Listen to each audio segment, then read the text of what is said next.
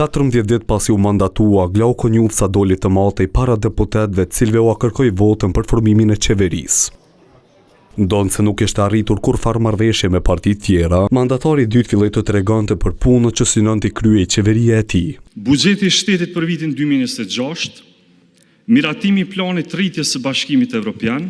Në të kundërtën, ky tha se opsion mbeten vetëm zgjedhjet. Synojmë ta kursejmë Kosovën nga dy palë zgjedhje eventuale. Njufca prezantoi edhe kabinetin. Me Albin Kurtin vetëm i kishin ndruar pozitat nga hera kur ai ishte mandatari i parë, ndërsa nga lista e hoqi Dimal Bashën dhe shtoi Besnik Bislimin. Zëvendës kryeministri i parë dhe ministri i punëve të jashtme dhe diasporës Albin Kurti.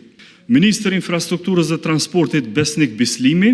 Ekspozea dhe tentimi i Njufcës për formimin e qeverisë PDK-s ju dok jo serioze. Nuk ka njeri as në lëvizjen vetëvendosje as në Kosovë.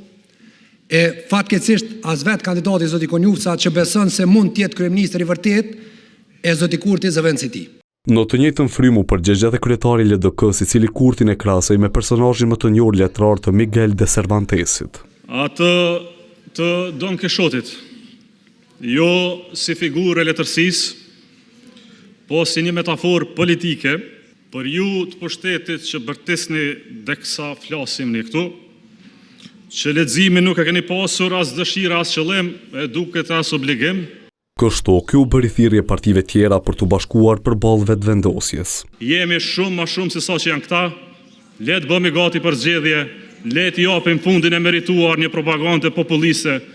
Kryetari i AK-s madje përmendi edhe datën potenciale për këtë proces. Ka një marrëveshje, një komplot, një situatë që duhet me shku me datën 28 tetor me votu.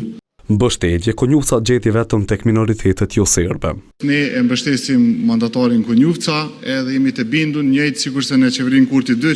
Kështu erdhi koha që mandatarit të matet me votë. Kush është për? Siç pritej, Njufca siguroi vetëm 56 vota, po aq sa i kishte marrë mandatari i parë Albin Kurti. Tash, Kosova duhet të shkojë në zgjedhje të jashtëzakonshme pasi nuk parashihet që të ketë një mandatar të tretë për formimin e qeverisë.